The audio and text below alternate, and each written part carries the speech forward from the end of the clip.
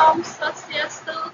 Assalamualaikum, Shalom, Nama Budaya, Salam Kebajikan, dan Salam Harmoni.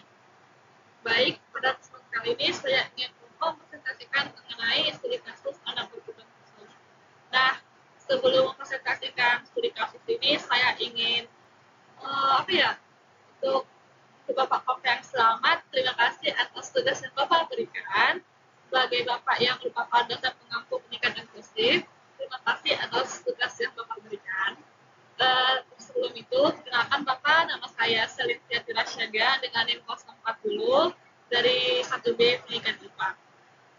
Seperti yang saya kasih tahu bahwa pada kesempatan kali ini Bapak yang selamat telah memberikan mengenai studi mengangkat atau meminta untuk mengangkat studi kasus mengenai anak berkebutuhan khusus.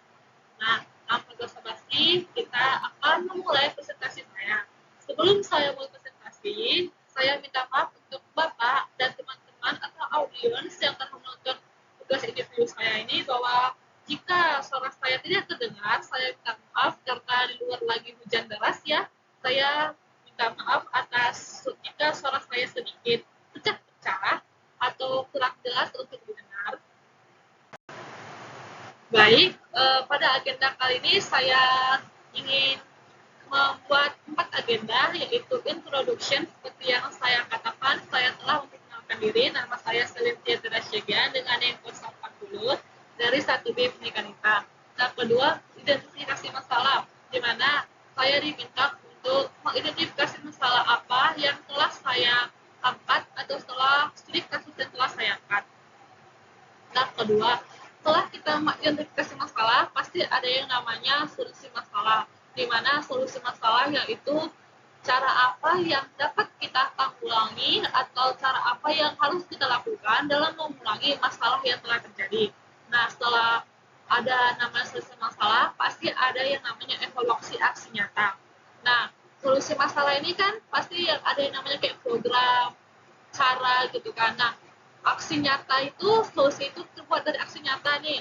Nah, setelah aksi nyata itu, kita harus mengevaluasi aksi nyata yang telah kita ungkapkan, yang telah kita jabatkan, yang telah kita paparkan.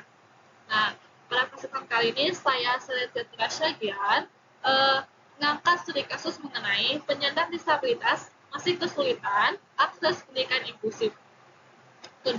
Kedua, yaitu identifikasi masalah. Nah, dan saya katakan bahwa di topik yang telah saya angkat ini terdapat namanya identifikasi masalah. Nah, yaitu pada studi kasus ini, anak-anak disabilitas masih kesulitan dalam mengakses pendidikan inklusif. Nah, yang kedua yaitu orang tua dan masyarakat masih menolak pemberian ABK, yang dimana orang tua itu masih tidak terima bahwa anak yang telah dia lahirkan adalah anak berkebutuhan khusus. Jadi dia sulit untuk menerima bahwa apa benar ini anakku gini. Dan kedua itu masyarakat, tentu saja masyarakat masih memojokkan anak berkebutuhan khusus karena dia berbeda dengan anak pada umumnya. Dan yang ketiga yaitu jumlah guru dan pembimbing khusus yang masih terbatas. Dan keempat, tingkat partisipasi sekolah yang masih rendah. Baik, tadi saya telah memaparkan mengenai identifikasi masalah. Kemudian saya ingin kembali mengemukakan mengenai solusi masalah. Nah, sebelum saya masuk ke topik ini, saya ingin menekankan tentang inklusif itu. Nah, pada dasarnya, inklusif adalah sekolah yang ramah untuk anak, yang artinya bahwa baik anak yang non berkebutuhan khusus ataupun yang berkebutuhan khusus berhak mendapatkan pendidikan yang dimana menyamaratakan pendidikan itu sendiri. Nah, kembali lagi ke topik saya yaitu solusi masalah.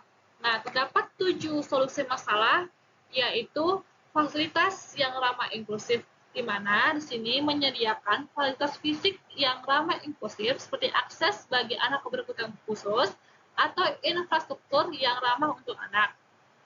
Nah, kedua yaitu penyuluhan dan kampanye kesadaran, di mana melakukan kampanye penyuluhan untuk meningkatkan kesadaran masyarakat tentang pentingnya inklusi dan hak pendidikan bagi anak-anak inklusif. Nah, yang ketiga, pelatihan dan tenaga pendidik. di mana memberikan pelatihan khusus kepada guru dan staf sekolah untuk meningkatkan pemahaman terhadap kebutuhan anak inklusif dan cara pembelajaran yang tepat. Dan keempat, yaitu pengembangan program inklusif, di mana mendorong pembentukan program inklusif yang dapat mengakomodasi keberagaman kebutuhan anak dan memastikan keberlanjutan dan keefektifan program-program inklusif tersebut.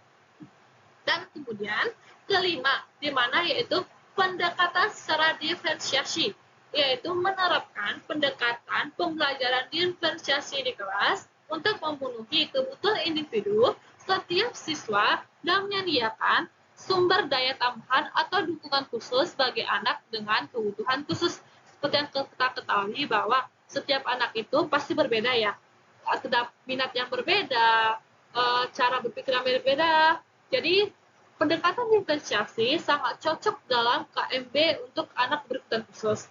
Dan keenam itu kerjasama dengan orang tua dan masyarakat, di mana itu dilibatkanlah orang tua secara aktif dalam proses pendidikan anak inklusif dan membangun kemitraan dengan masyarakat sekitarnya, sehingga stigma-stigma atau paradigma tentang anak berkebutuhan khusus itu perlahan-perlahan berubah, yang artinya bahwa meskipun untuk menyadarkan orang tua dan masyarakat mengenai stigma atau paradigma mengenai anak berkebutuhan khusus itu bahwa itu sedikit sulit, tapi lebih baik mencobanya agar kehidupan anak berkebutuhan khusus ini tidak dicemooh atau didiskriminasi. Dan kemudian itu kita kembali ke slide selanjutnya, yaitu mengenai aksi nyata atau program dari solusinya, yaitu pertama itu kita terdapat kualitas yang ramah inklusif, di mana diidentifikasikan sekolah yang belum memiliki fasilitas inklusif. Kedua yaitu penyuluhan dan kampanye kesadaran, di mana menggunakan seminar, media sosial, atau penjabat. Dan ketiga itu pelatihan guru dan tenaga pendidik, di mana kita itu menyelenggarakan pelatihan guru tenaga pendidik dengan metode pelajaran inklusif, teknik diferensiasi pembelajaran. Dan keempat itu pengembangan program inklusif, di mana merancang program atau kegiatan mentoring atau pendampingan antara anak yang non-disabilitas dengan ABK demi membangun empati dan kolaborasi. Dan yang kelima itu pendekatan yang diferensiasi, di mana menggolongkan minat anak baik yang non maupun ABK. Dan keenam itu kerjasama orang tua dan masyarakat, di mana kita harus membentuk komunitas orang tua ABK. Kedua yaitu mengadakan kegiatan sosial bersama masyarakat dalam mendukung inklusif itu sendiri, yang membuat atau mengubah paradigma tentang anak berkebutuhan khusus. Dan yang ketujuh itu pengembangan kurikulum inklusif, di mana melibatkan ABK dalam inklusif, kedua menyusun kurikulum yang adaptif, dan memasukkan nilai inklusif di dalamnya.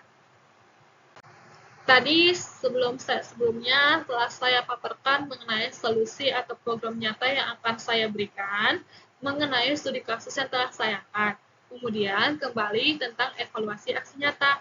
Nah, terdapat 4 aspek ya. Pertama yaitu solusi itu sendiri apa, cara evaluasi, indikator keberhasilannya, dan langkah perbaikan. Nah, langkah perbaikan ini apabila indikator keberhasilannya tidak mencapai indikator itu sendiri.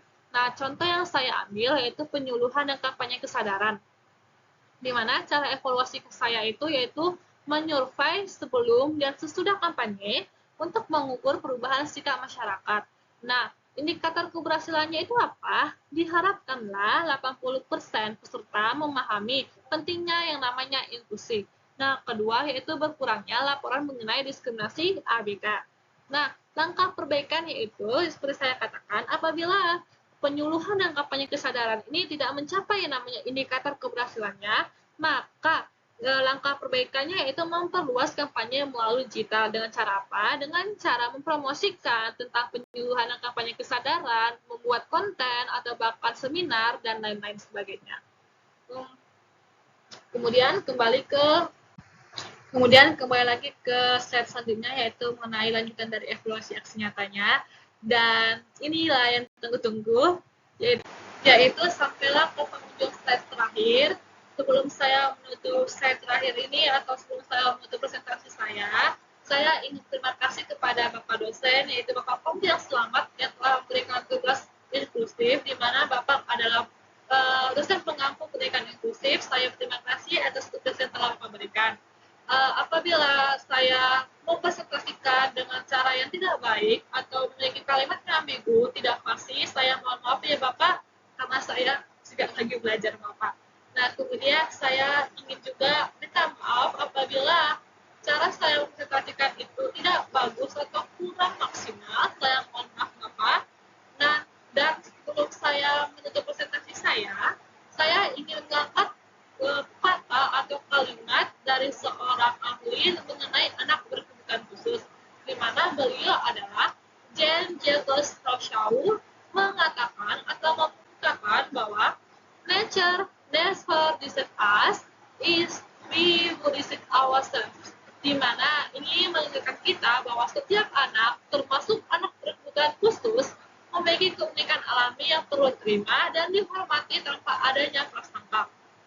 Saya Selentia Trasyagian dengan NIM 040 menutup presentasi hari ini.